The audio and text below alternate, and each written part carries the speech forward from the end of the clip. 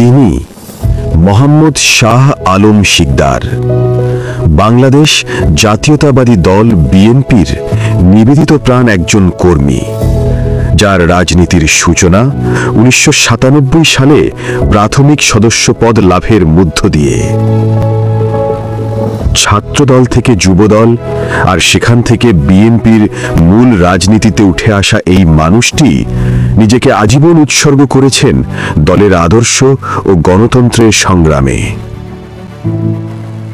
দীর্ঘ সময়ের নিষ্ঠা ও ত্যাগের স্বীকৃতি হিসেবে 2022 সালে তাকে 8 নং ওয়ার্ড বিএনপির সাধারণ সম্পাদক করা হয়। দায়িত্বের শুরু থেকে তিনি সততা ও সুনামের সঙ্গে নেতৃত্ব দিয়েছেন সংগঠনকে। গত 16 বছর ধরে উপজেলা, জেলা ও রাজধানী ঢাকায় বিএনপির প্রতিটি আন্দোলন, মিছিল ও সভায় নিজের লোকজন সহ সামনের সারিতে ছিলেন তিনি। এই পথ সহজ ছিল না। লাঞ্ছনা, হামলা, মামলা আর নির্যাতন সহ্য করেও তিনি দলের পতাকা বুকে ধারণ করেছেন গর্বের সঙ্গে। মন্ত্রী নির্দেশে তার বাবাকে মিথ্যা হত্যা মামলায় জড়ানো হয়।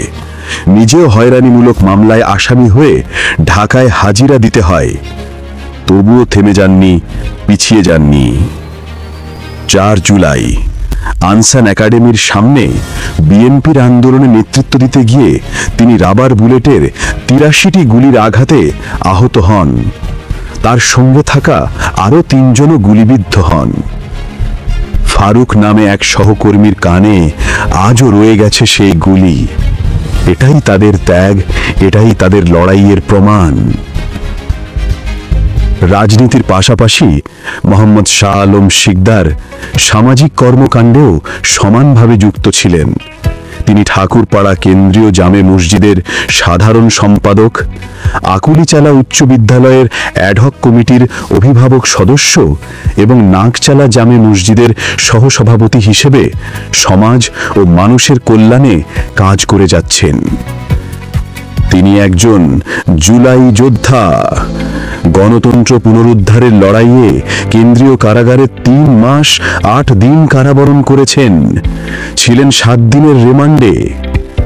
বর্তমানে তিনি মধ্যপাড়া ইউনিয়ন বিএনপির আহ্বায়ক সদস্য এবং 8 নং ওয়ার্ড বিএনপির সভাপতি পদপ্রার্থী।